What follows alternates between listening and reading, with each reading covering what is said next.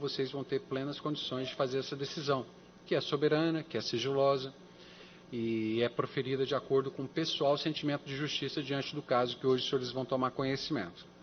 E relembrando, vocês são incomunicáveis, tá? Vocês decidem, não compartilham essa decisão durante o julgamento com ninguém, guardem essa decisão só para si próprio. Não deixem transparecer suas impressões ao longo do julgamento. Pode ser que um jurado fique emocionado com o que está sendo dito, o que está sendo colocado, e aí demonstra por gestos e comportamentos que está sendo influenciado claramente por aquilo. Está deixando transparecer as suas impressões. Ou, de maneira contrária, está impaciente, está indignado com a questão que está sendo colocada ali, está demonstrando isso. Então, isso não é interessante, não, tá?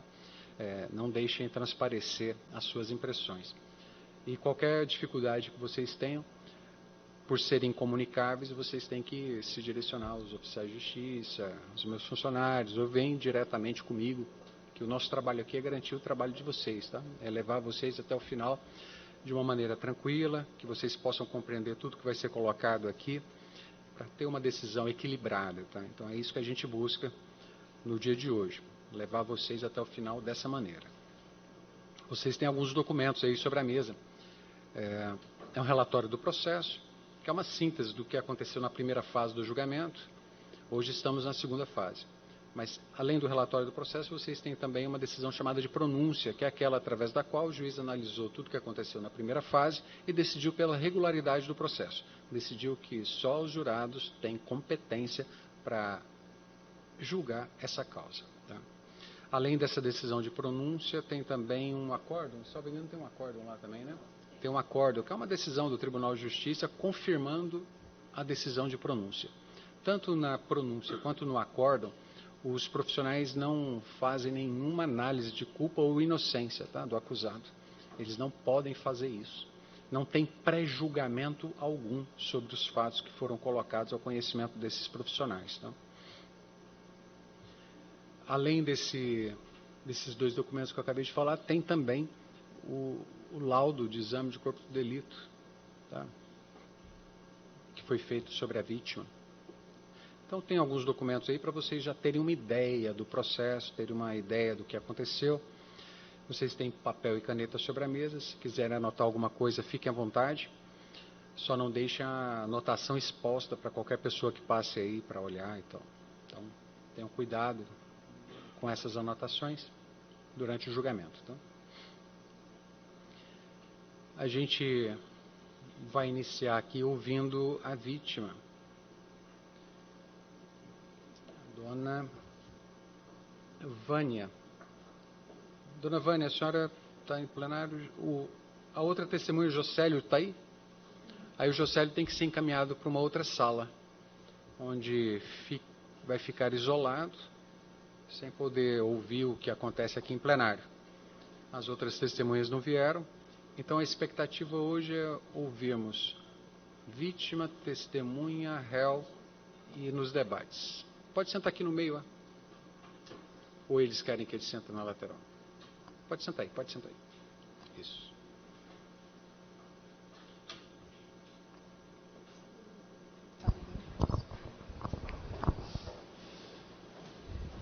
Antes de eu iniciar a instrução coitiva da vítima, algum jurado precisa do banheiro, alguma coisa? Antes de a gente começar?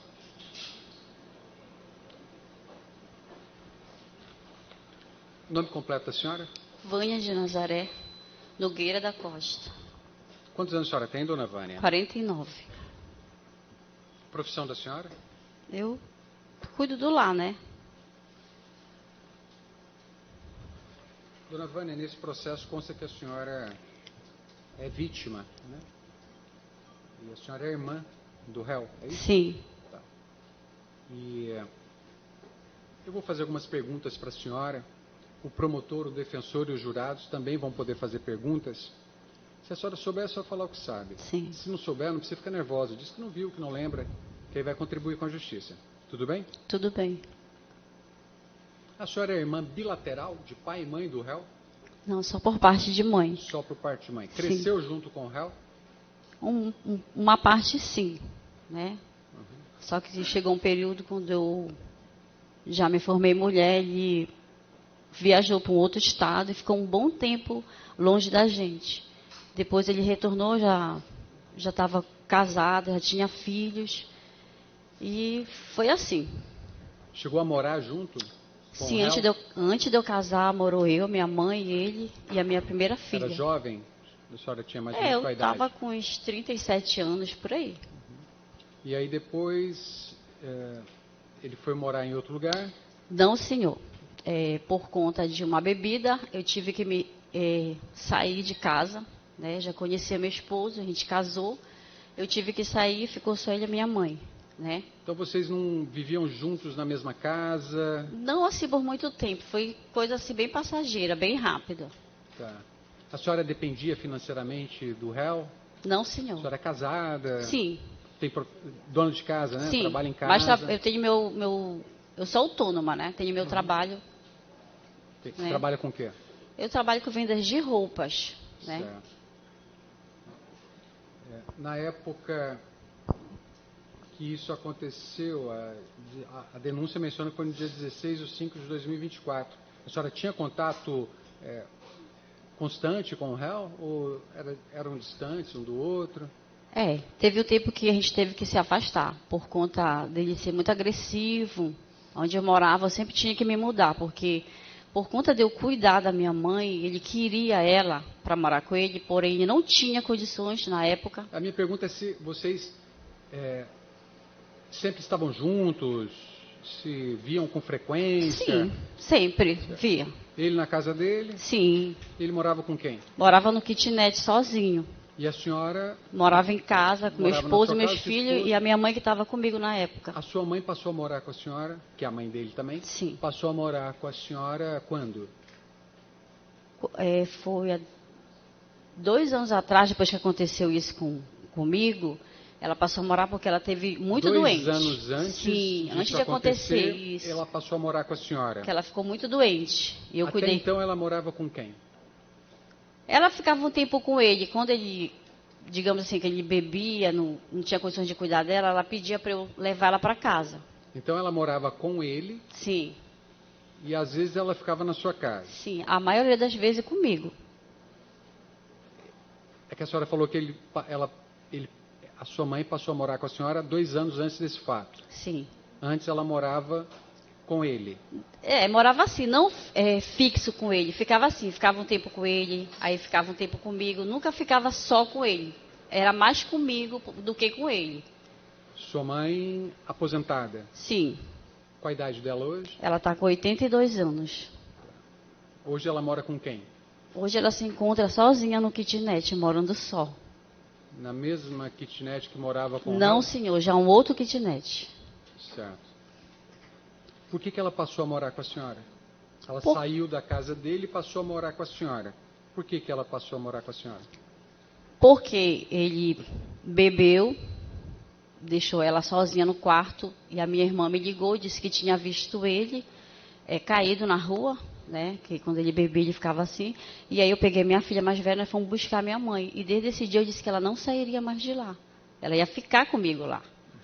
Aí começou todo o processo. Ele me jogou no Ministério Público, queria tirar ela, ele perdeu a audiência no Ministério Público. A assistente social deu a causa para mim cuidar da minha mãe, e com 2 semanas ele foi na porta de casa e fez o que ele fez. A senhora conseguiu curatela, uma decisão Sim. do juiz ou era coisa do conselho? Quando ela ficou internada no Barros de Barreto, a médica me chamou, perguntou se eu era responsável. Sim, ela está morando comigo. Então, dona Vânia, eu vou lhe dar uma autorização para que a senhora seja responsável, tutora da sua mãe. Quem te deu foi a médica? A médica do Barros Barreto. A minha pergunta é, o juiz teve um processo de curatela, um processo de interdição, alguma coisa, uma decisão judicial transferindo a responsabilidade pelos cuidados da sua mãe para a senhora? Não, senhor. Foi da médica. Foi da só. médica. Só da médica, Tá. sim. Não teve uma decisão judicial? Não, senhor. Então, 2 anos antes do fato, ela morava com o réu e depois passou a morar com a senhora devido a essas coisas que a senhora acabou de contar.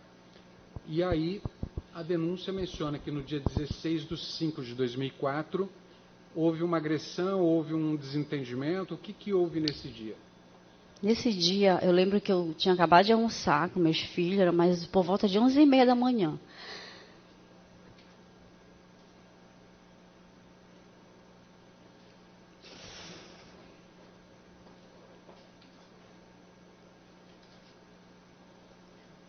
Desculpa. É difícil falar nesse dia.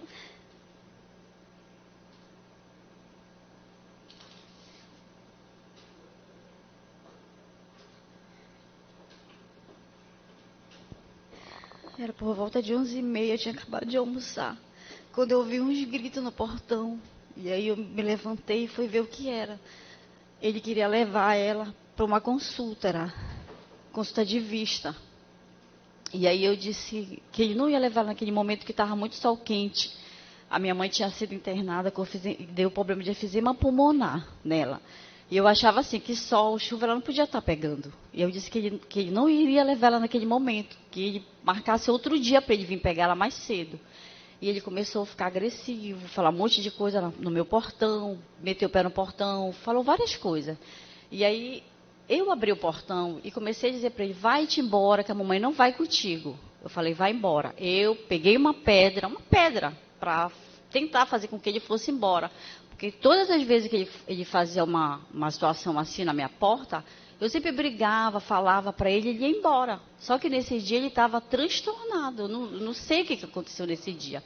Que quando eu falei, vai embora, outro dia tu vem aqui, e a minha mãe também começou a falar, vai-te embora, depois tu vem aqui falar comigo. Que todos os dias ele ia na porta da minha casa, via minha mãe, falava com a minha mãe, eu nunca proibi.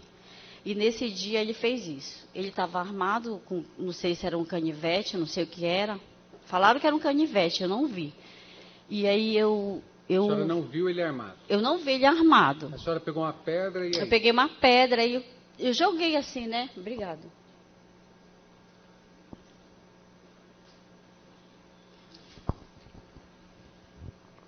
Eu joguei a pedra para ver se ele ia embora, tudinho, mas ele não foi. Jogou aonde a pedra?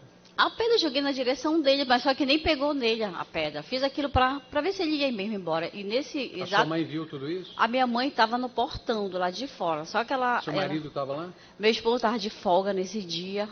Porém, nesse momento, ele voltou para vestir uma camisa, que ele estava sem camisa. E foi no momento que ele entrou, foi no momento que o meu irmão me puxou pelo meu vestido. Peraí, não entendi.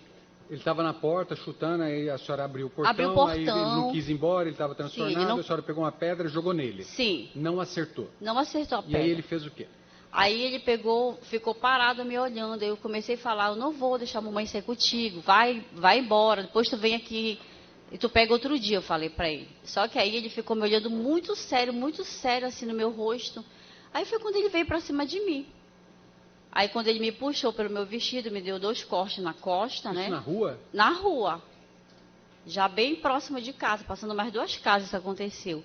Aí quando ele deu... Vocês saíram andando, que ele estava no portão da sua casa. Sim, aí vocês saíram pela na rua? hora... Isso, quando eu abri o portão, ele já foi se recuando. Acho que ele ficou com medo, não sei.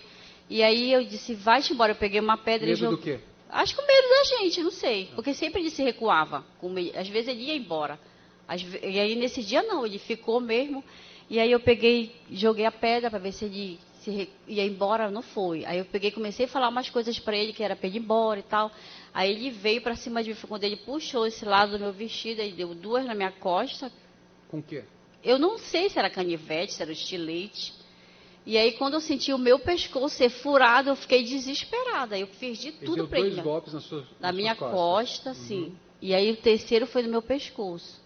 Quando eu senti meu pescoço ser furado, aí foi como me desesperei. Mas isso foi seguido assim ou demorou? Não, foi em seguida, porque ele prendeu meu vestido. Mas vocês estavam se atracando, se não chegamos a... estavam brigando? Quem segurou a minha roupa foi ele. Eu não me atraquei com ele. Mas a senhora foi em direção a ele? Sim. Foi jogada a pedra, não acertou, foi em direção a ele. Aí ele pegou o seu vestido? Sim, me puxou pelo vestido desse lado, que foi tudo desse lado. Aí ele deu as 2 coisas na costa. E a terceira foi no meu pescoço. Quando eu senti meu pescoço... Tudo do lado esquerdo? Sim, desse lado. Do lado esquerdo, aqui. né? Do seu... Quando eu senti meu pescoço furado, eu me desesperei e fiz de tudo para ele me largar. Porque se ele desse mais uma, eu acho que eu não ia estar aqui para contar o que aconteceu. E aí me desesperei, na hora de vizinho, começaram a gritar, muita gente na rua. E aí um senhor veio de moto, A esposa dele desceu da moto, ele me socorreu, me levou para o pronto-socorro do Guamá. Ele deu esses 3 golpes e parou? Foi nessa hora que eu disse, eu gritei, tu me furou. Quando eu falei, tu me furou, ele se desesperou assim, ele saiu de cima de mim e já saiu correndo. Aí foi nesse momento que ele foi correndo, meu esposo veio, já me Não viu. foi ninguém que tocou ele dali, não? Não foi Não, ninguém ele viu que ele me furou, então eu acredito que no momento ele deve ter dito, poxa, eu furei ela. Aí ele correu. Aí nisso a minha filha mais velha, que tem uma filha de 27 anos, saiu correndo atrás dele também, mas não alcançou ele. E aí meu esposo também, quando ele saiu de casa, que ele me viu sanguentado ali, o desespero dele foi muito grande. Meus filhos gritavam, foi um desespero. E aí me levaram para o pronto-socorro, eu na porta do pronto-socorro eu desmaiei, porque eu estava perdendo muito sangue, né? Tem as fotos aí, né? O que perdia sangue era o ferimento nas costas ou no pescoço? Do pescoço. Levou 2 pontos dentro e 2 fora, né? E aí eu fiz todo o procedimento para a delegacia, fiz as fotos, fiz o corpo de delito, tudinho. E foi isso que aconteceu, né? E tudo isso por causa da consulta que ele tinha marcado, que a senhora não deixou ele levar a mãe? Sim.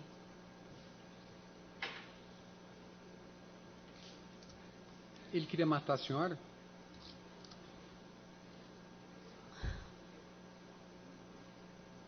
Uma pessoa que vem do jeito que ele veio no meu pescoço, eu não sei qual era a intenção dele. Mas nesse momento que ele aplicou o golpe, vocês estavam atracados, assim? Estavam declarando? Não, como eu tô lhe falando, eu estava parada. Ele que já veio para cima de mim, já segurou o meu vestido. Mas não estavam, a senhora, por exemplo, nesse momento que ele segurou a senhora e ele não começaram a lutar, não? Não. Eu só porque pedi. A senhora falou que ele se assustou quando... Quando eu falei que ele tinha me furado o meu pescoço. Ele se assustou, Foi. parou e saiu correndo. Sim. Entendi.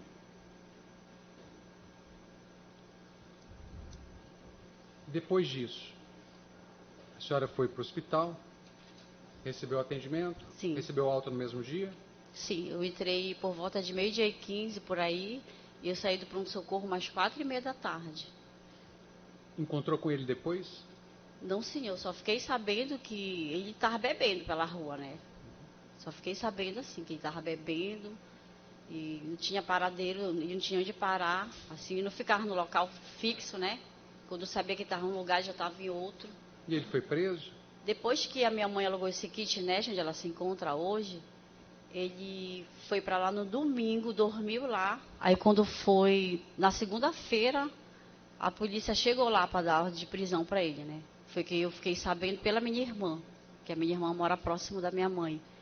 E aí ela me ligou e disse, olha, prenderam o Paulo. Quanto tempo depois de ele ter agredido a senhora? Acho que 18 dias. 18 dias? Sim. Nessa época ele vivia sozinho, morava sozinho? Morava só. Nessa época, depois desse fato, a sua mãe passou a morar sozinha? Tá sozinha. Por quê? Porque ela não quis mais ficar comigo por conta que ele foi preso. Ela me culpava porque por ele ter sido preso. Só que hoje em dia já me aproximei da minha mãe. Eu fui até a casa dela esse ano, mês de maio, dia das mães, eu procurei ela, pedi perdão.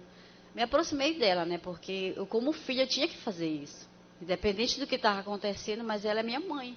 E eu fui até ela, pedi perdão, me aproximei dela. Estou indo até ela agora. Assim, eu vou lá todos os dias, faço as coisas para ela lá. E ela mora sozinha? Ela está só. Ela visita o réu? Sim, na prisão? Ela foi nas visitações, sim, que tem uma senhora que leva ela, né? Outros parentes visitam também ou só a mãe? No momento, durante esse ano que ele ficou preso, só foi ela, minha mãe. Ele está preso há quanto tempo? Eu acho que tem uns 1 ano e 4 meses. Ele foi preso 18 dias depois e continua preso até hoje? Sim. Na época ele morava sozinho. Na época ele trabalhava com o quê? Meu irmão sempre ele foi pedreiro, né? Ele tem filhos? Não, senhor. Não foi casado? Ele teve envolvimento com uma moça em Macapá, porém depois separou, não deu certo.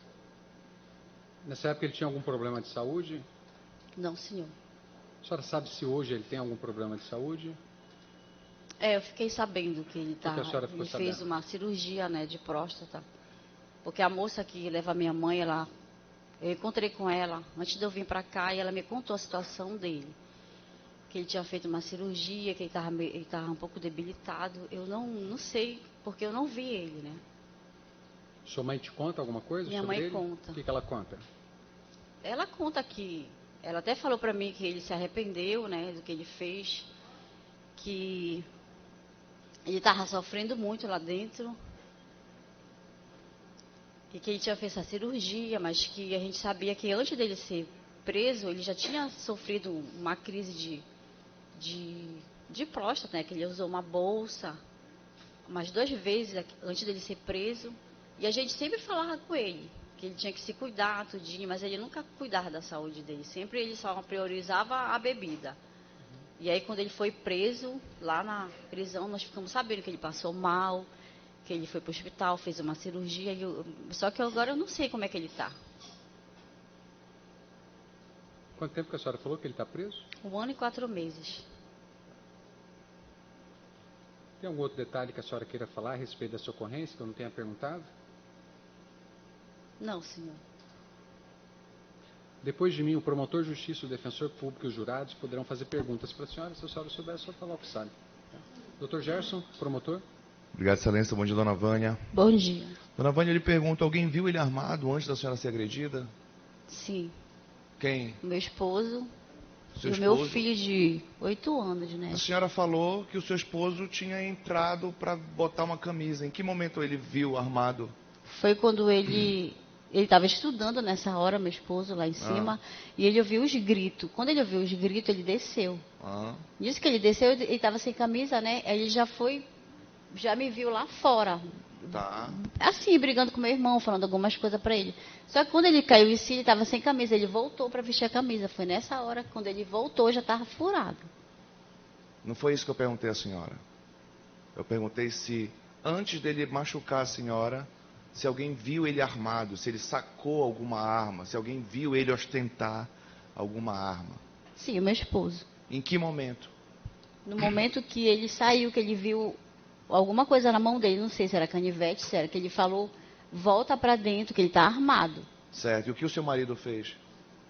Então, na hora que ele falou volta para dentro, ele foi vestir uma camisa. Só que na mente dele ele disse, eu jamais pensaria que ele ia te furar. Dona Vânia, vem assim, para entender.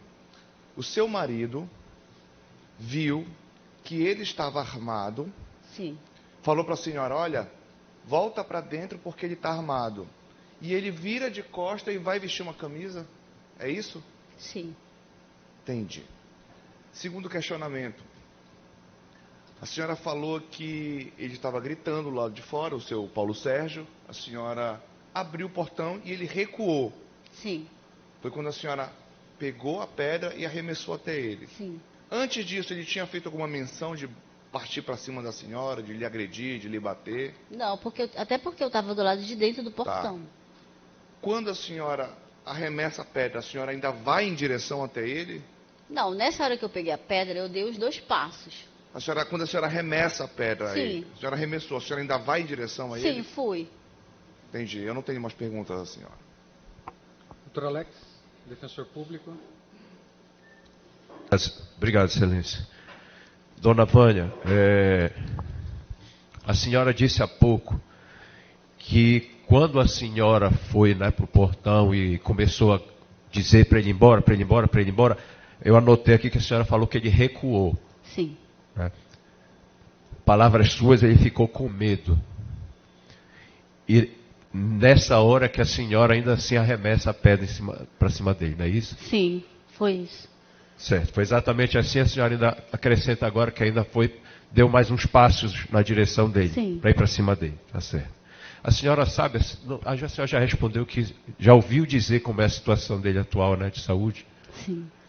A senhora foi visitar ele alguma vez nesse 1 ano e 4 meses, mais ou menos, que ele está preso, não? Não, até porque teve alguns, acho que até um período de 8 meses eu fiquei sem ver a minha mãe, e muita gente ficou com muito ódio de mim porque ele foi preso, e eu não tinha acesso como ir até fazer essa visita, porque era essa moça que leva a minha mãe para ela ver ele, né?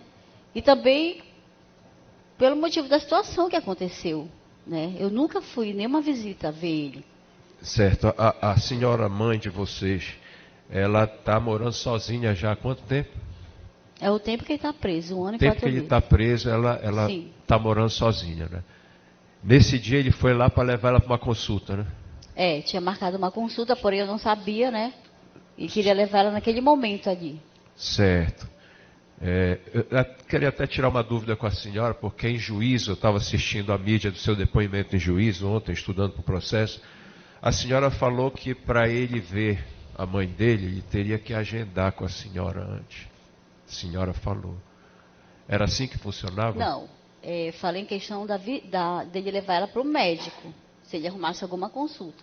Porém, eu tenho provas de pessoas que viram que meu irmão ele tinha acesso na minha casa. Ele ia ver minha mãe todos os dias de manhã. A hora que ele quisesse, ele ia ver ela. Mesmo quando ele me jogou no Ministério Público, eu ainda abri a porta da minha casa para ele. Ele via minha mãe a hora que ele queria. Eu nunca proibi. Eu tenho provas de meus parentes, pessoas que me conhecem. Ele diz diferente, dona Vânia, mas tudo bem. A senhora pode falar o que a senhora quiser, né? A senhora disse que ficou no pronto-socorro, se esvaindo em sangue, né? A senhora disse que perdeu muito sangue. A senhora teve acesso ao laudo da perícia que a senhora foi submetida, não? Como assim? O laudo da perícia, a senhora foi no Renato Chaves, né? Sim, eu fiz todo o procedimento. Fez exame de corpo de delito no dia seguinte, não foi? A senhora ficou com uma cópia dele? Não, nunca leu? Eu tenho, mas não está comigo, ficou em casa. Certo, mas a senhora chegou a ler já esse laudo? Viu? A senhora tem conhecimento que ele não lhe furou, que a senhora teve foi um corte, né? Foi um corte que a senhora Não, na recebeu. verdade, no pescoço foi um furo, sim, que levou 2 pontos. Não, o laudo não diz furo. O laudo diz que foi um corte. Foi um corte, Por isso que eu estou lhe perguntando se a senhora teve acesso. Né? A senhora disse que foi para lá. Foi o pronto-socorro que a senhora foi? Pronto-socorro do Guamá. Do Guamá, né? Aí como foi? A senhora chegou a ficar internada? Não, senhor, eu fiquei por um período de meio-dia e 15 até 4 da tarde, 4, por aí. Fez o curativo e voltou para casa. Observação lá um bom tempo, depois fiz a cirurgia, né? A observação que a senhora diz foi de meio-dia até 4 da tarde, é isso? É por causa que o sangramento não queria parar, né? Como o médico explicou para mim.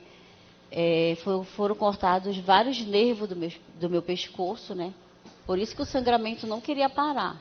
Dona Vânia, não tem nada disso aqui na perícia médica, mas tudo bem, a senhora também fala o que quiser. Como é mesmo o nome da senhora? Da minha mãe? Da mãe? Adalgisa Mello Pereira. Dona Adalgisa, né? Ela recebe algum benefício? Sim. Sim. Uma aposentadoria dela, né? Sim. Certo. Quer com que ela se mantenha, né? Sim. A senhora teve algum período recebendo por ela, não? Foi só um período de 1 ano, porque quando aconteceu essa situação dele me ter feito isso comigo, e aí ela não queria mais ficar comigo, ela fez uma ocorrência na delegacia do idoso, alegando que eu não queria entregar os documentos dela, mas não era isso, era porque eu estava responsável por ela. Só que aí a delegada me aconselhou que eu devolvesse, porque o papel estava terminando o prazo naquele dia. Aí eu tive que entregar os documentos dela. Já teve que entregar, né? Aí, a partir desse momento, ela passou a receber o benefício dela. Sozinha, ficou que ela já recebe aí há mais de ano, né? Sim. Ela mesma, diretamente. Isso, entendi. Sozinha. Obrigado, excelência. Embaixo. Jurados, alguma pergunta? Se quiser, só levantar a mão, faz a pergunta para mim e eu faço a pergunta para a vítima. Sem perguntas. Promotor e defensor, posso dispensar a vítima? Ou será necessária a presença dela até o final? Nossa Excelência, pode dispensar e o Ministério Público também dispensa a oitiva das demais testemunhas arroladas na acusação. Certo. Dona Vânia, a senhora está liberada, tá? Já pode ir. Obrigada. Sua bolsa está aqui, ó.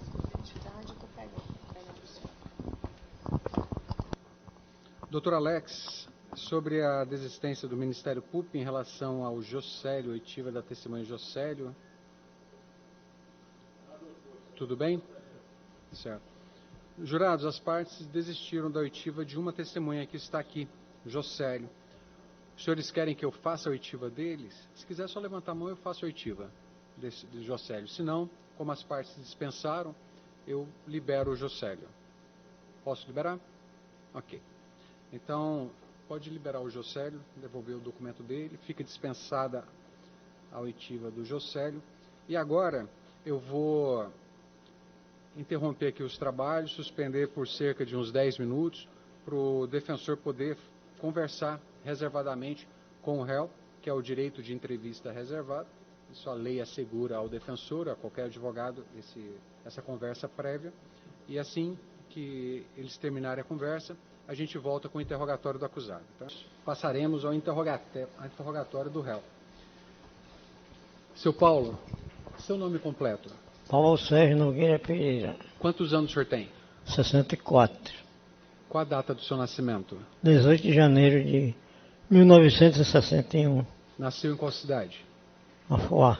Afuá? Afuá, Pará, no interior do Marajó. Nome da sua mãe? Aldalgisa de Melo Pereira. Do seu pai? Manuel da Conceição Pereira. O senhor trabalha? Profissão do senhor? Trabalho, graças a Deus, e minha profissão é pedreiro. Tem endereço fixo? Não, eu moro lá. Fiz tempo eu morava lá, lugar. Uma kitnet. Morava de aluguel na época? Tem título de eleitor? Tem. Vota aqui em Belém? Volta aqui em Belém. Estudou até qual série? Tem oitava. Sabe ler, sabe escrever? Sei, senhor. O senhor tem algum problema de saúde? Eu estou vendo que o senhor está na cadeira de roda. Qual o seu problema? O problema aqui foi... Eu fiquei paralítico porque eu não estava me alimentando direito, pra falar a verdade, né? Como é que é? O senhor ficou paralítico? É, porque eu não estava me alimentando Não direito. estava se alimentando direito. Direito. E já está assim há quanto tempo?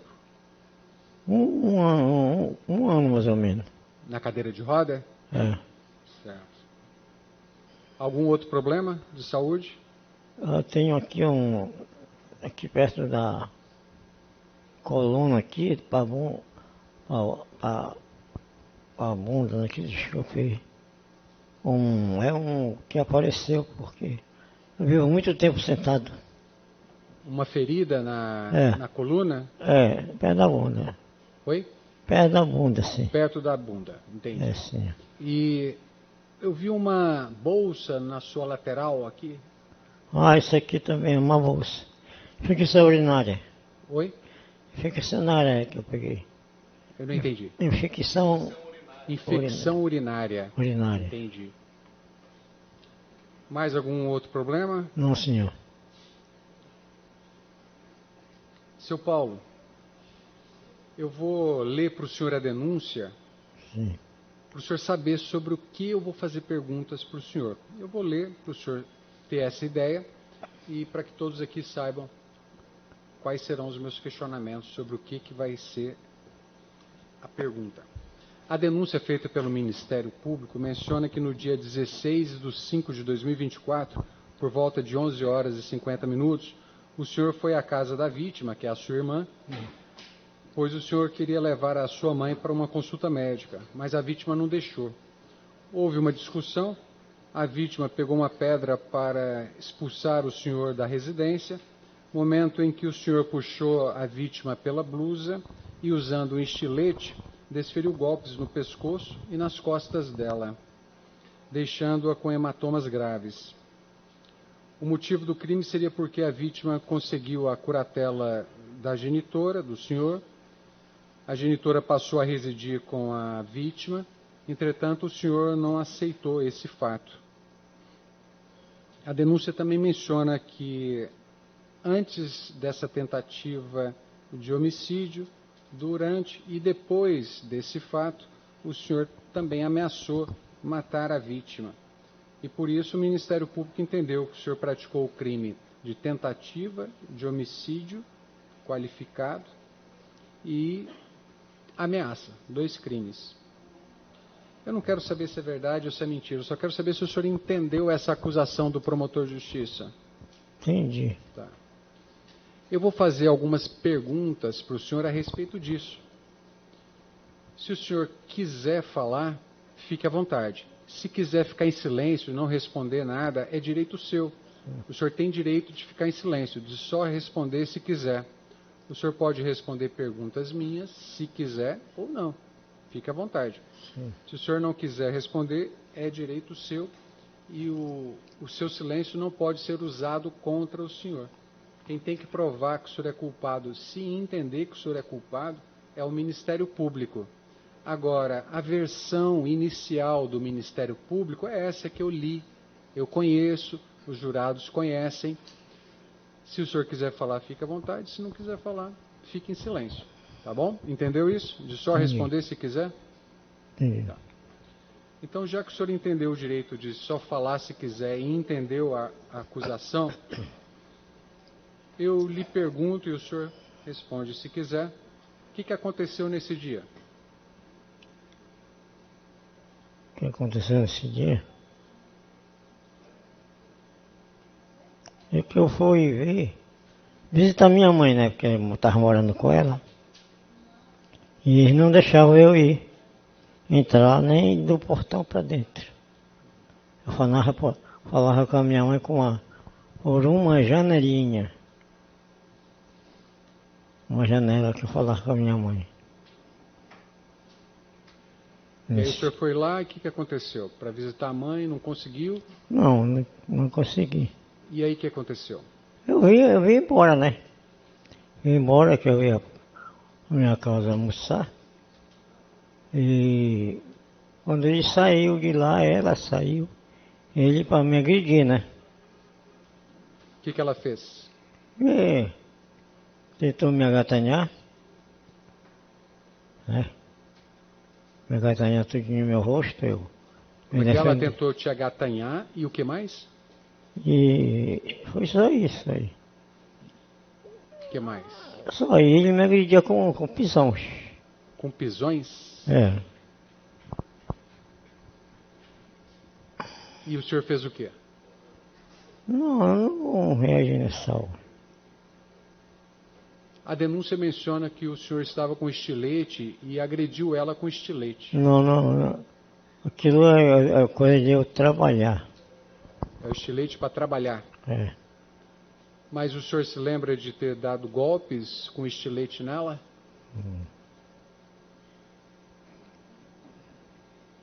E aí como é que acabou a confusão? Alguém apartou? Ela foi para te agatanhar? E Pô, aí, como é que acabou isso? Ela voltou para a casa dela e minha mãe atravessou a rua e foi. A casa da outra vizinha, ó. Ela chegou a te arranhar? Não chegou, porque estava só me ameaçando, bem dizer, né? Ela chegou a jogar pedra no senhor?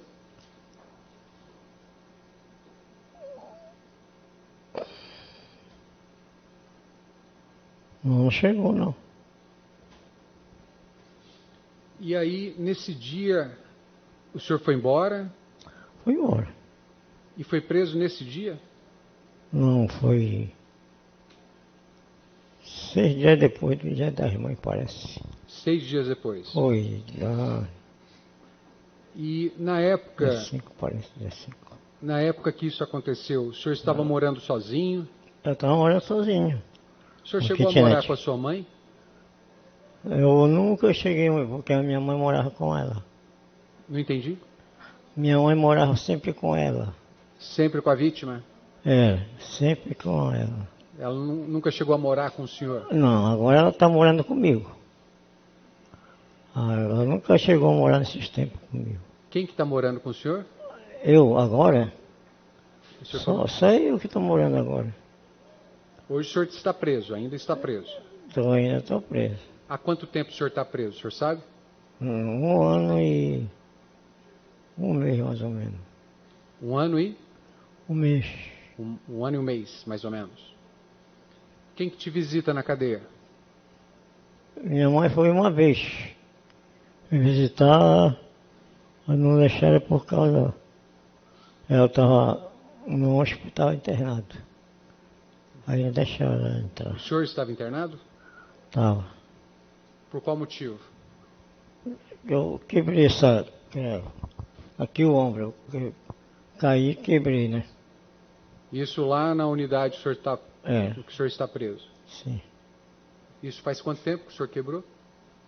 Não estou lembrado. Estou lembrado, não sei. O senhor consegue movimentar os braços? Consigo levantar os braços, mas não muito. Entendi. A denúncia menciona que o senhor tentou matar a sua irmã. Nesse dia, o senhor tentou matar a sua irmã? Não. Nunca tentei matar ela, nunca. Houve, assim, essa foi a primeira vez, eu nunca tentei tirar a vida dela, não, nunca. O senhor já foi preso outras vezes? Nunca.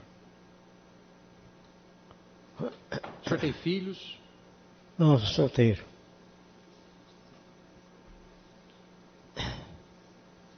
Seu Paulo, eu fiz algumas perguntas para o senhor quer falar mais alguma coisa que eu não tenha perguntado? Sim. Não, que assim, como ele estava me ameaçando, né? Estava ameaçando. Eu também fui ameaçado por ele. Quem te ameaçou? O marido dela. O marido da vítima? Sim, me ameaçou de morte. Me ameaçou de me bater pela rua. Né? Isso porque eu tinha que, quando eu ia lá visitar minha mãe, ele não queria deixar. Uma vez ele falou assim mesmo, me colocou o punho na minha rosto, falou, meu desejo é te matar de porrada. Marido dela, da vítima? Marido dela. O senhor sabe se a sua mãe reside com a vítima ainda?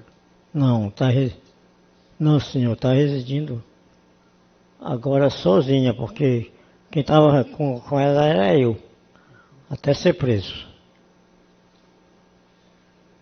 Ela tem o senhor como filho, a vítima, ela tem outros filhos? Só outra irmã. É o senhor e mais duas irmãs? É, mais duas irmãs. O senhor tem contato com a outra irmã? Tenho contato, mas ela mora lá perto, mas a gente tem contato. Na época que isso aconteceu, antes do senhor ser preso, o senhor estava trabalhando? Estava trabalhando. Fazia o que nessa época? Estava fazendo reboco de alvenaria. Não entendi? Reboco de alvenaria. Reboco de alvenaria. Alvenaria. Seu Paulo, eu fiz algumas perguntas para o senhor. Agora, o promotor de justiça e o defensor público e os jurados poderão fazer outras perguntas, tá? Se o senhor quiser responder, fica à vontade. Se quiser ficar em silêncio, pode ficar sem problema algum. Dr. Gerson, promotor. Obrigado, excelência. Bom dia, seu Paulo. Bom dia. O senhor disse que tinha nas mãos um instrumento que o senhor usava para trabalhar. O que era esse instrumento? Era um estilete. Né? Era um estilete, que o senhor usava para o trabalho. E nesse momento em que o senhor usa o estilete, o senhor estava sendo agredido pelo marido? Não, da Vânia? Por ela. Por ela? E o marido lhe batia também? É. Me dava prisão. Em algum momento antes de o senhor ser agredido, o senhor sacou esse estilete? Mostrou, ameaçou alguém com esse estilete? Não, senhor. O senhor foi preso no mesmo dia, lembra? Não, não foi não. Não? Acho que foi uns 6 dias depois. Certo. O senhor sabe dizer há quanto tempo a sua mãe estava com a Vânia antes desse episódio do senhor se envolver nessa confusão aí com a sua irmã? Fazia anos que ela morava com ela. Oi? Fazia anos que ela morava com ela. Fazia anos? É, um bocado de tempo. Entendi.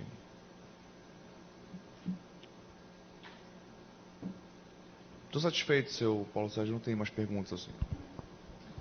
Doutor Alex, defensor público, vai fazer perguntas para o senhor. Doutor, fica à vontade. É só para esclarecer essa última pergunta, doutor. A Vânia falou em 2 anos, né? Era por aí, mais ou menos uns 2 anos que ela estava morando lá com a dona Dalgisa estava morando com a Vânia, tua irmã, né? Sim. Uns 2 anos, não é isso? Foi quando ela pegou o papel no hospital para ficar com a tutela, entre aspas. Foi isso? Foi, mas eu não jamais me opus a isso. Certo, e nesses 2 anos o senhor queria ver sua mãe e era sempre essa dificuldade? Sempre não deixava eu ver minha mãe. Só via minha mãe, conversava com ela no portão da casa. Seu Paulo Sérgio, o senhor ama sua mãe? Eu amo muito minha mãe. Ela chegou aí, viu, agorinha. Vou pedir para no final ela poder lhe ver. Tá bom? Tá bom. Tá bom. Satisfeito, excelência. Obrigado. Jurados, alguma pergunta que quiser, é só levantar a mão, faz a pergunta para mim e eu faço a pergunta para o acusado. Okay? Sem perguntas, então nesse momento a gente encerra o interrogatório do acusado. Aí eu vou pedir para o pessoal, já pode encaminhar com a cadeira. O senhor já vai sentar do lado do seu defensor ou pode ir para a sala onde estava, se quiser. Doutor Alex, o senhor prefere que ele aguarde aqui ou fica na sala onde ele estava? Tá. Tá.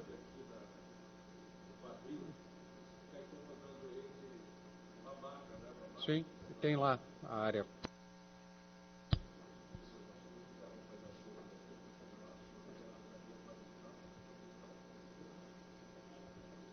Se ele prefere, o que ele quer.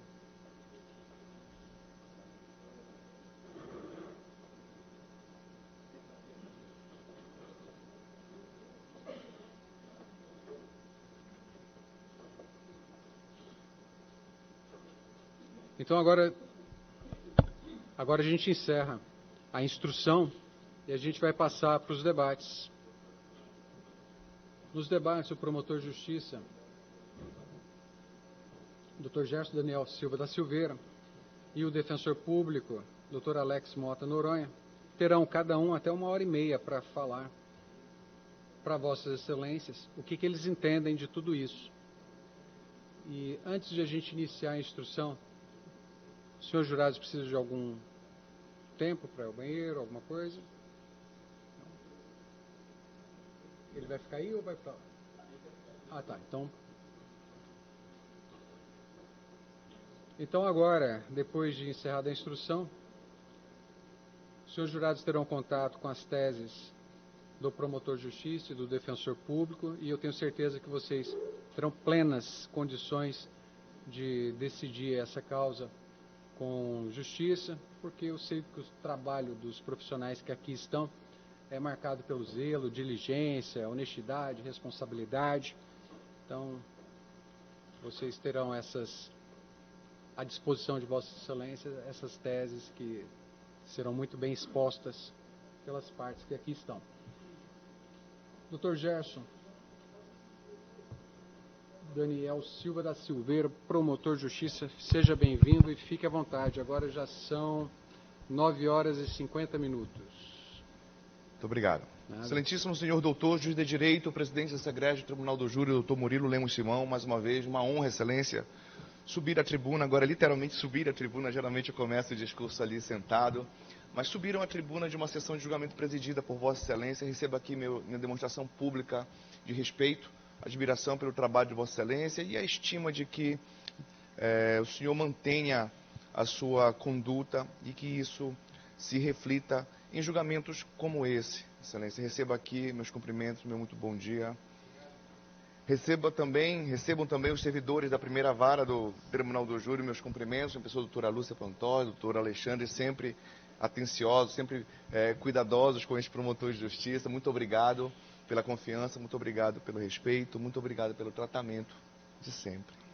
Cumprimentar também os demais serventuários, os oficiais de justiça que nos auxiliam, aqui o doutor Wagner, a doutora Mônica, recebam aqui meus cumprimentos.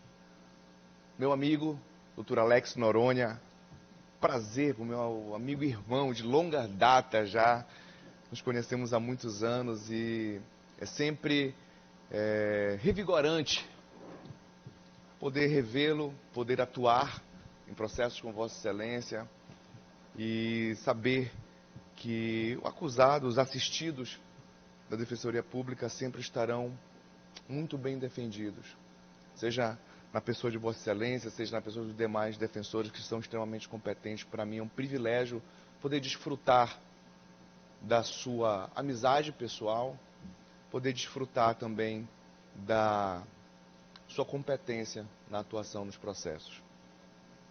Muito bom dia. Cumprimento também a Força Pública que nos guarnece, cumprimento o doutor Bruno Sobrinho, a doutora Renata Feitosa aqui na plateia, prazer poder revê-los. Cumprimento os demais integrantes também da plateia, meu muito bom dia. Cumprimento o seu Paulo Sérgio, Desejo sucesso no julgamento, Sr. Paulo Sérgio. Senhoras juradas, senhores jurados, inicio o meu discurso hoje dizendo que, enquanto promotor de justiça, eu me sinto profundamente envergonhado de subir aqui à tribuna e ver o estado em que o acusado se encontra. Me sinto envergonhado enquanto ser humano em ver que ele foi reduzido a essa condição. Tudo aquilo que deveria ser protegido, tudo aquilo que deveria ser tutelado foi simplesmente desprezado. Quando a gente se depara com situações como essa do seu Paulo Sérgio, vê que muitas vezes o processo conduz a essas circunstâncias, nos levam a essas condições subhumanas. Não só pela dureza do cárcere em si, mas também pela qualidade das provas que foram produzidas neste processo. A acusação que a irmã faz contra ele é extremamente grave. E conversando com o Dr. Alex Noronha, antes mesmo desse julgamento, eu já dizia a ele que se esse processo caísse em minhas mãos do início, ele nunca chegaria numa sessão de julgamento perante o Tribunal do Júri. Não digo isso por entender que ele seja um pobre coitado, não é isso, não se trata da condição do acusado, que já é extremamente vexatória, mas se trata tão somente da displicência e da fragilidade com que a acusação se fundamentou para que o processo chegasse nessa oportunidade. O processo iniciou na vara de violência doméstica e veio para cá apenas para se fazer o júri. Se tivesse iniciado aqui do início, esse processo não chegaria a essa fase. E isso eu falo com toda a pureza do coração, com toda a pureza da alma. Tenho certeza absoluta de que esse processo não chegaria a julgamento perante o Tribunal do Júri. Primeiro, porque quem o acusa é a própria irmã. Segundo, porque há questões muito maiores que sequer são mencionadas aqui, a exemplo do benefício a que fazia jus a dona Dalgisa, que esse, sim, foi o grande motivo da vítima, da dona Vânia, demonstrar-se tão aguerrida em querer a tutela de sua própria mãe. Tanto que agora, neste momento, a gente não vê a dona Vânia sentada na plateia. Surpreendentemente, vejo a dona Dalgisa sentada aqui, a mãe do acusado. Em que percebam como é estranho a narrativa. Como a narrativa ela se desenvolve de uma forma esquisita até. Em que ele vai até a casa da irmã buscar a mãe para levar a uma consulta e a irmã vítima diz: não, tu não vais levar a mamãe porque tu tens que me avisar com antecedência. Isso não foi inventado. Ela disse isso em sede policial, disse isso na primeira fase de julgamento, numa audiência, numa instrução criminal. Ela disse que ele tinha que avisar com antecedência de pelo menos um dia para ir lá levar a mãe para uma consulta. Questionada de como teria ocorrido, ela mesma diz que ele estava do lado de fora, gritando. Ela abre o portão e ele recua. Ela avança, pega uma pedra, arremessa até ele. Ela avança até ele. E ele desfere os golpes nela, segundo ela, com a intenção de matá-la. O que ela não contou é aquilo que ele hoje referiu de forma até ainda muito sutil, de que quem o agrediu inicialmente foi o companheiro da Vânia. E ela teria ali aproveitado o ensejo para agredi-lo também. Mas vejam, em nenhum momento a agressão partiu do seu Paulo Sérgio, em nenhum momento partiu dele. Ela, agressiva, foi quem abriu o portão, avançou, armou-se com uma pedra, arremessou contra ele e ainda o acusa de tentar matá-la. Hoje, depois de 1 ano e 4 meses, não consegue andar, foi acometido de um câncer na próstata, teve as suas pernas imobilizadas, está doente. Pela primeira vez eu faço um júri de um acusado que literalmente definhou dentro do cárcere num período curto de tempo. Se formos somar, questão de 1 ano e 4 meses, a pessoa ficar vulnerabilizada ao extremo, a ponto de sequer conseguir fazer a sua higiene pessoal. Vossas Excelências não perceberam, mas ele está usando fralda geriátrica. Tem escaras enormes, profundas, na região dos glúteos. Usa uma bolsa para colher a sua urina, porque ele já não consegue mais fazer as suas necessidades pelas vias normais. Ele foi acusado de homicídio, de tentativa de homicídio, de uma tentativa de feminicídio contra a própria irmã, que, a meu ver, nem se trata de feminicídio, porque a agressão aí não foi contra uma mulher na condição de mulher, então não teria nem que ter iniciado numa vara de violência doméstica. Ele não agrediu a irmã porque a irmã é mulher. Foi ali no calor do momento, na discussão, porque ele queria cuidar da mãe. Ela não tinha uma decisão judicial nomeando-a tutora. Foi feito ali um papel pela médica, dando a ela tais poderes. Isso não existe. E isso não existe. Juridicamente falando, é uma atitude completamente nula. Seu Paulo Sérgio hoje mal consegue falar. Segunda-feira foi-me encaminhado uma sugestão da Casa Penal. A Casa Penal, que o acolhe, encaminhou uma sugestão de que fosse concedida a ele a prisão domiciliar, porque ele está morrendo no cárcere. E a recomendação foi que ele tivesse a prisão domiciliar para que ele passasse pelo menos os últimos dias próximo da mãe.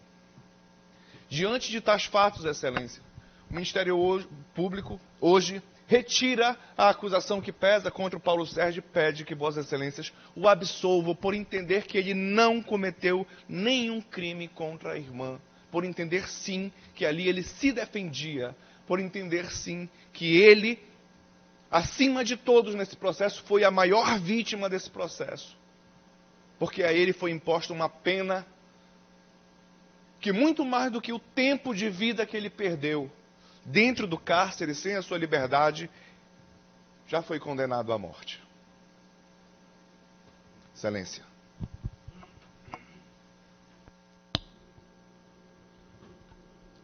Antes de prosseguirmos com a oitiva do defensor público, os jurados precisam ir ao banheiro de alguma coisa?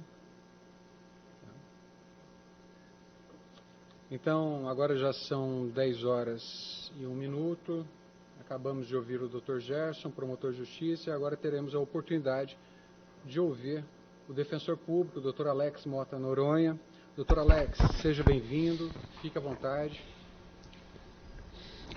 Obrigado, excelentíssimo senhor juiz-presidente deste egrégio Tribunal do Júri Popular, Dr. Murilo Lemos Simão, pela primeira vez tendo este defensor que vos fala a oportunidade de colaborar para o fazimento da justiça num ato como esse, que é o Tribunal do Júri, doutor Murilo. Quero também, de igual sorte, desejar toda sorte e felicidade para Vossa Excelência aqui à frente dessa unidade judiciária. Vossa Excelência, que logo se vê, tem o perfil do júri, é um magistrado escorreito, um magistrado comprometido com o trabalho. E isso eu já soube, antes mesmo de estar aqui debutando nesta tribuna perante Vossa Excelência. Recebo meu abraço sincero, vida longa Vossa Excelência aqui no Tribunal do Júri. De igual sorte, Vossa Excelência, muito bem assistido por uma equipe de servidores que eu conheço já de longuíssima data. A doutora Lúcia é do meu coração e sabe o quanto que eu a estimo a todos aqui, doutor Alexandre, todos os que fazem parte da primeira vara do Tribunal do Júri. Recebo meu caloroso abraço. Ao meu queridíssimo doutor Gerson Daniel da Silveira. Doutor, como Vossa Excelência disse, a nossa história vem de muito tempo, né? A gente já daria para escrever um livro, mas hoje, particularmente, é um dia que eu não vou esquecer nunca. Hoje esse júri fica no nosso currículo como ambos, eu e Vossa Excelência, tendo tido a oportunidade de discutir, se deparar com uma causa como essa, que eu vos digo sinceramente, eu estou atuando no Tribunal do Júri desde 2009, aqui em Belém, exclusivamente em varas privativas do júri. Eram 3, viraram 4, agora são 3 novamente. E eu nunca tinha me sentido, doutor Murilo, tão constrangido, tão indignado, diante de uma situação que, para mim, doutor Gerson, está absolutamente invertida. É incrível como nós que fazemos a justiça dos homens e das mulheres, né? E é natural, porque nesses anos todos eu sempre tive essa certeza de que a justiça dos homens, ela é imperfeita. Ela é suscetível do cometimento de todas as falhas. Quantas pessoas daqui culpadas saíram absolvidas? Quantas pessoas daqui que eram inocentes e saíram daqui condenadas? Bom, um monte. Porque o homem e a mulher são, por natureza, imperfeitos. Aqui a gente não faz a justiça perfeita. A gente tenta fazer o melhor, mas só Deus é que faz a justiça perfeita. Mas a despeito de saber que cometemos nossas falhas, para mim, este caso, o caso do seu Paulo Sérgio, ele já até voltou, coitado, é um exemplo para mim cabal do quanto que o sistema de justiça, e aqui eu falo como todo, viu? Não é o Poder Judiciário, o sistema de justiça como um todo, muitas vezes ele é injusto e mais ainda, ele é cruel, indigno. Muito especialmente saudar a doutora Raíza, obrigado pela presença. Demais presentes neste recinto, policiais trabalhando, oficiais de justiça, Glorinha, assessora de comunicação do Tribunal de Justiça, jurados não sorteados que seguem aqui a nos prestigiar.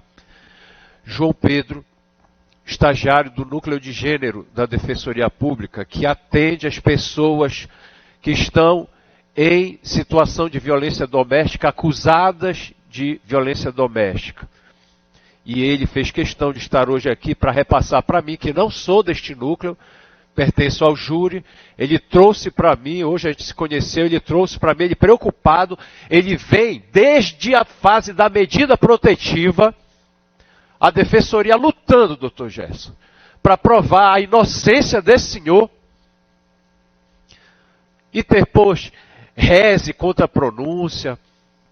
Infelizmente, o tribunal manteve a pronúncia para esse senhor via júri. Esse cidadão morrendo, recebendo cuidados paliativos. Hoje aqui a gente está discutindo se ele vai ser condenado a alguma pena privativa de liberdade. Esse cidadão já está condenado. Quanto tempo de vida resta para esse senhor? Porque no bendito dia, dona Dalgisa, ele foi tirado do convívio da única pessoa que ele tinha. Ele é solteiro, não tem filhos, ele só tinha a senhora.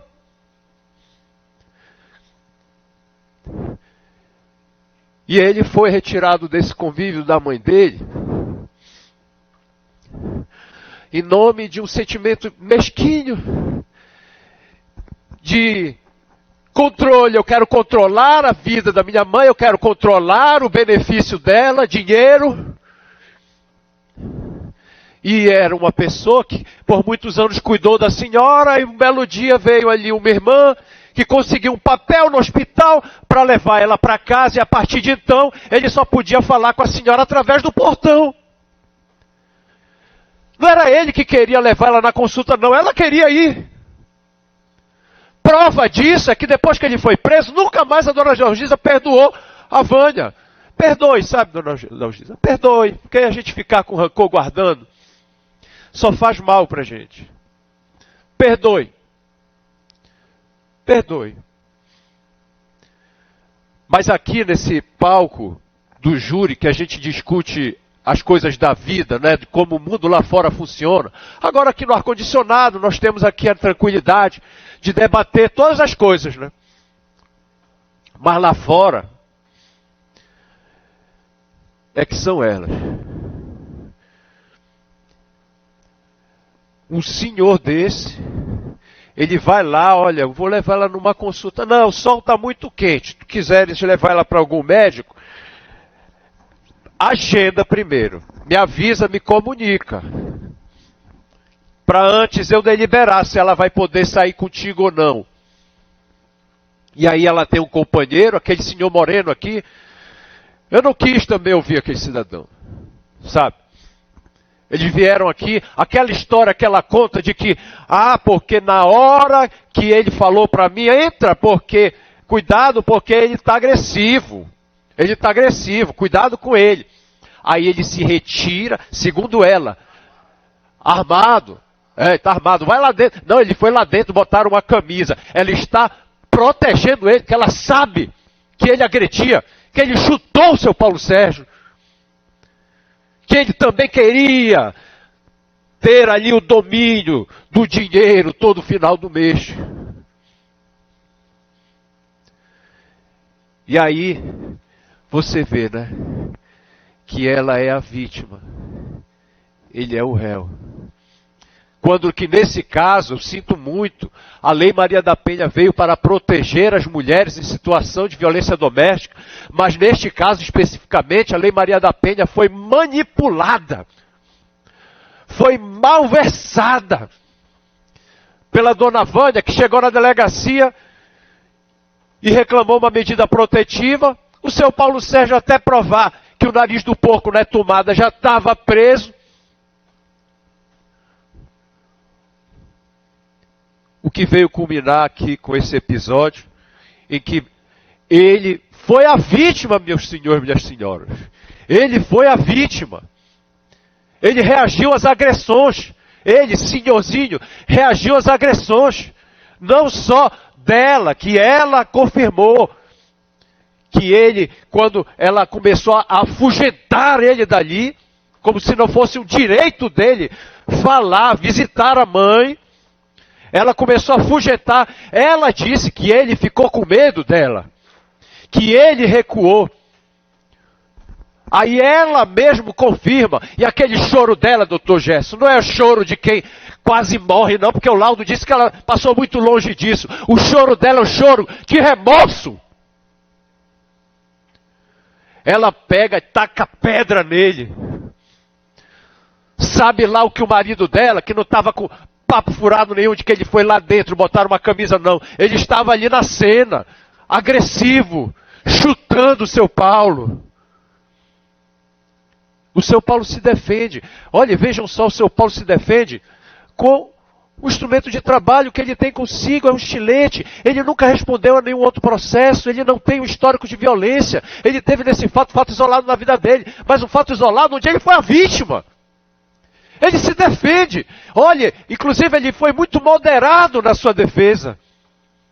Ele desferiu um corte nela. Está aí o laudo que Vossas Excelências têm em mãos. Quando ela diz, ele me furou.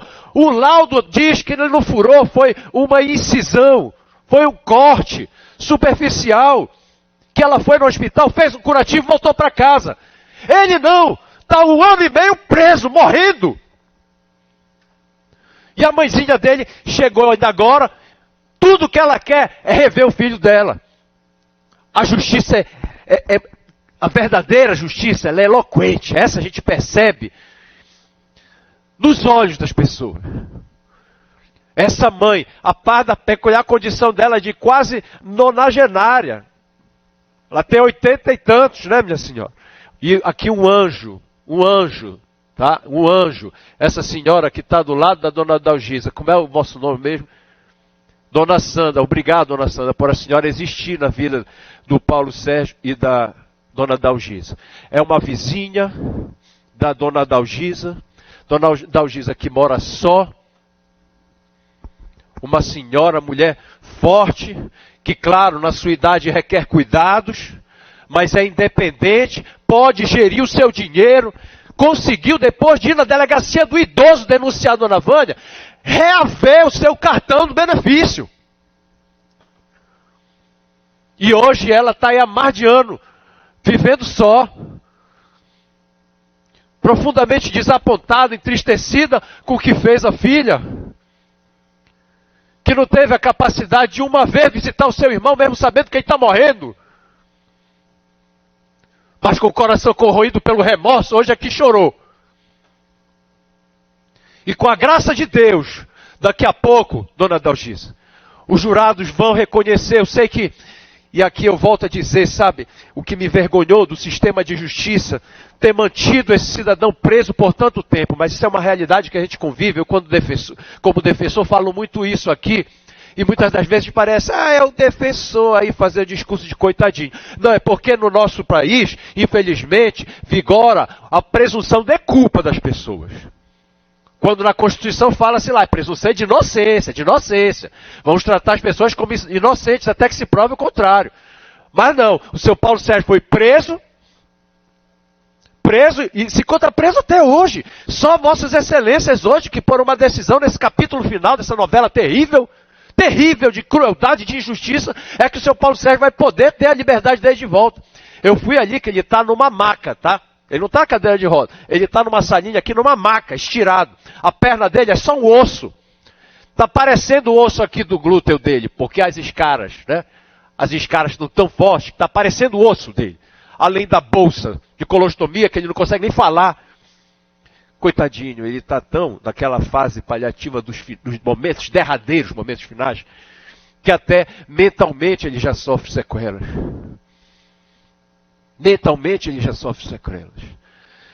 E eu, preocupado que não houvesse uma pessoa como a senhora, dona Sandra, que é uma vizinha que dá todo o apoio para a dona Dalgisa, que eu fui agora lhe perguntar aí, quando o seu Paulo Sérgio for sair em liberdade, tiver a liberdade de volta, se Deus quiser, a senhora também vai dar um apoio para ele, porque eles vão morar juntos.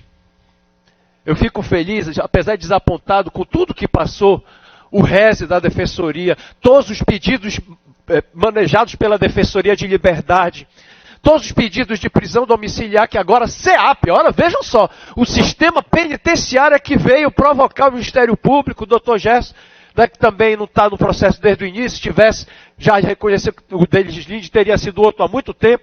A SEAP é que veio dizer, ei, justiça, olha esse caso. Mas nenhum dos nossos pedidos foi acatado, mesmo a gente juntando e provando que era um caso de dignidade da pessoa humana, ainda assim, né? Em nome daquele cenário que se sabe é bem verdade, muitas mulheres padecem, são vítimas de violência doméstica, mas a justiça criminal ela é subjetiva, cada caso precisa ser examinado de per si, individualmente. É por isso que a justiça penal, a responsabilidade, ela é subjetiva, ela não é objetiva. É diferente do direito civil. No direito criminal, há que se perquirir a culpa das pessoas. E há que, se antes de mais nada, se ter em mente a importância da presunção de inocência, meus senhores e minhas senhoras. Olhem, foi um tempo desses, só para ilustrar um pouco o que é essa presunção de inocência que hoje é invertida no nosso ordenamento. Houve um caso emblemático de um magistrado aqui deste mesmo fórum, ano retrasado, titular de uma vara de violência doméstica, que julga casos, né, de violência que as mulheres sofrem. Um belo dia, ele desceu do seu apartamento e encontrou a sua esposa morta dentro do carro dele, com um tiro no peito. Muito nervoso, isso daí saiu da imprensa. Muito nervoso, ele pegou o carro, morava perto da delegacia de homicídio, levou o carro com o corpo da esposa dentro do carro, até a delegacia de homicídio, e disse: encontrei minha esposa já morta. com um tiro no peito, dentro do meu carro, com uma arma que é minha, que estava no porta-luva. O que aconteceu, né? Opinião pública geral, até mesmo das pessoas militantes no direito. Matou a mulher. Matou a mulher. Mais um caso de violência doméstica. A mulher também juíza. A família veio de outro estado, gritando, pedindo justiça.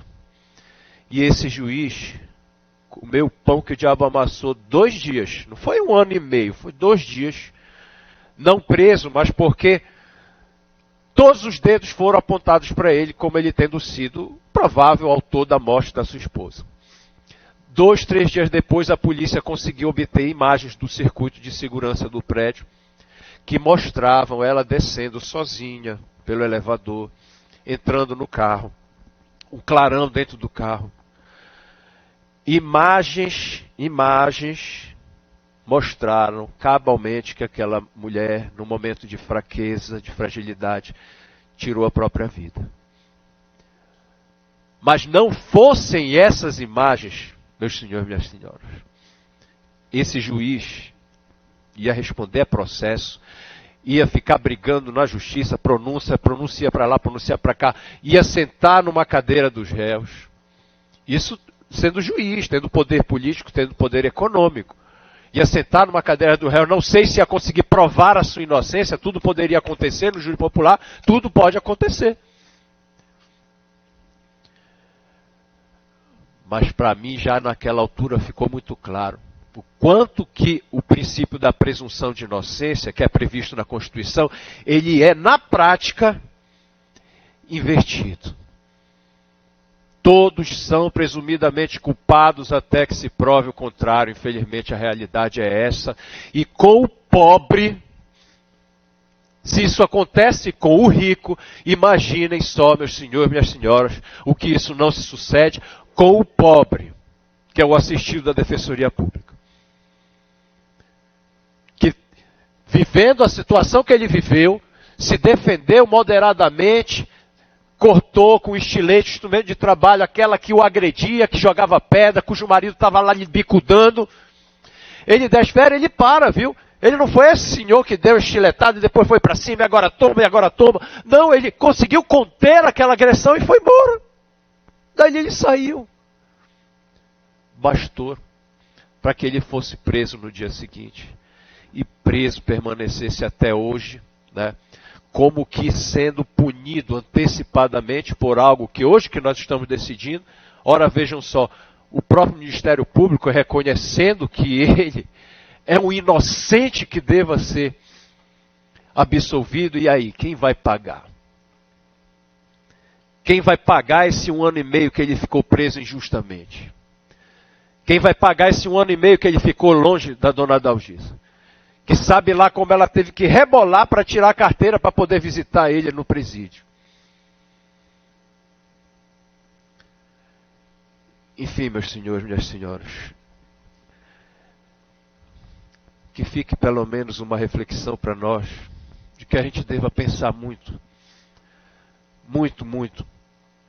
quando a gente vai julgar alguém. Isso vale não só para o júri, vale para a nossa vida, vale para todos os dias. O cuidado que a gente deve ter quando a gente for julgar alguém. O seu Paulo foi julgado, foi acusado pela dona Vânia, foi julgado, foi condenado, foi sentenciado, foi executado. Que hoje, somente hoje, já no final da vida dele, ele possa receber aqui da justiça uma absolvição que, mais do que o reconhecimento de um direito, para mim, sinceramente, eu interpreto como um pedido de desculpas. Para que ele possa daqui a pouco dar um abraço na senhora, vocês possam ter um momento de vocês, vivendo juntos, dona Sandra. Obrigado, eu fiquei muito aliviado de saber que a senhora existe na vida dele. Porque eu falava para o Dr. Gerson, eu me preocupo que ele nessa condição, quando ele tiver a liberdade dele, sozinho, sem filho, sem mulher, como ele vai se cuidar? Se hoje ele não consegue nem se limpar, isso me fez voltar lá e perguntar para ele, né? Seu Paulo, o senhor quer sair lá de onde o senhor está? O senhor quer ser solto? Quero, doutor, o que eu mais quero. Não importa se lá no presídio, mal e porcamente ele tendo, mas ele tem lá alguém que o carregue. Mas eu fiquei muito feliz de saber que ele vai poder ter isso com a senhora, com a ajuda dos vizinhos, dona Sandra. Com um mínimo de dignidade e de volta aquilo que ele muito preza, que cada um de nós prezamos, que a nossa liberdade, o nosso senso de justiça hoje seja restituída essa dignidade para o seu Paulo Sérgio, a absolvição que é para Paulo Sérgio, a absolvição que é para a senhora poder rever seu filho em paz, como vocês merecem, e sejam felizes pelo tempo que vocês ainda puderem estar juntos. Amém? Excelência, eu estou satisfeito, não tenho mais nada, meu pedido é de absolvição tal qual o do Ministério Público, sem mais. Sem réplica, doutor. Como o promotor já adiantou que não vai haver réplica, a gente encerra agora os debates. E eu preciso saber se estão os jurados habilitados a julgar ou se precisam de algum esclarecimento. Esse é o momento que a gente tem a oportunidade de esclarecer alguns fatos, se vocês entenderem necessário o esclarecimento. Se estiverem habilitados a julgar, eu vou finalizar aqui a quesitação, logo em seguida eu vou ler os quesitos aqui em plenário, e aí a gente segue para a votação. Alguém tem alguma necessidade de esclarecimento? Todo mundo habilitado a julgar? Ok. Tá.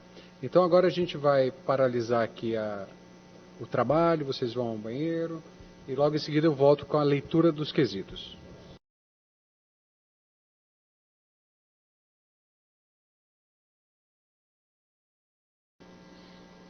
Agora eu vou fazer a leitura dos quesitos e o jurado não precisa ficar preocupado em anotar qualquer coisa, não, porque eu vou fazer uma explicação detalhada. Agora é só uma leitura rápida.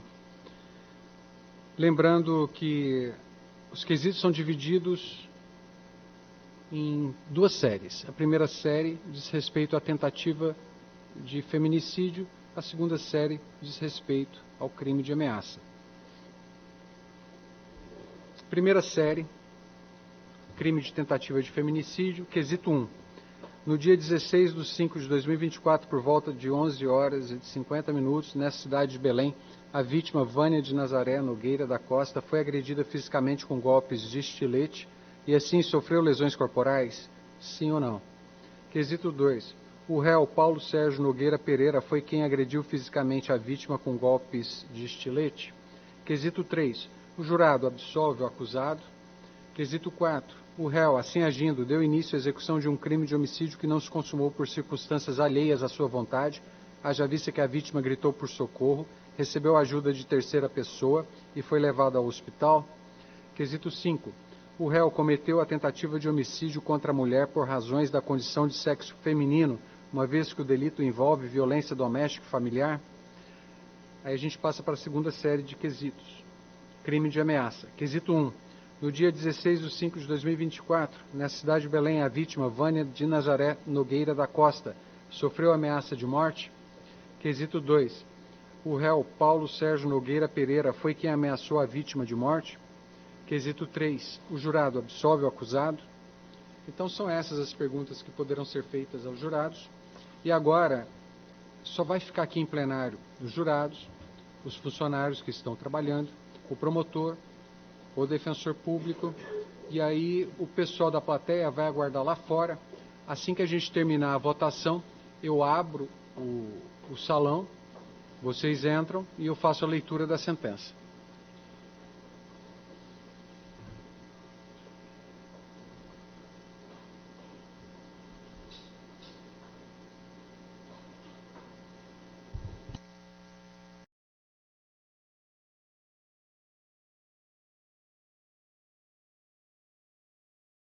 Retomando o julgamento, depois da reunião com os jurados, já temos a decisão e eu farei agora a leitura da sentença. Adoto como relatório aquele relativo à pronúncia. Em atenção à decisão soberana do júri, passo a dar forma e sentido jurídico ao veredito.